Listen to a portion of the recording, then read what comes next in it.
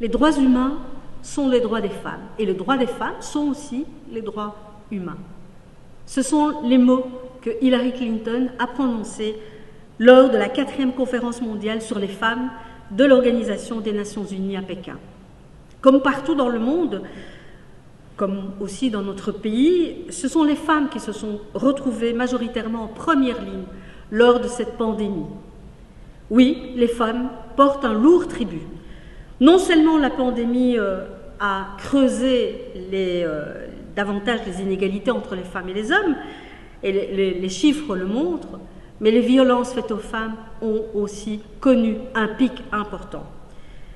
C'est de notre responsabilité en tant que femmes politiques, envers toutes nos concitoyennes, envers toutes les femmes, de porter leurs combats, leurs droits et leurs voix.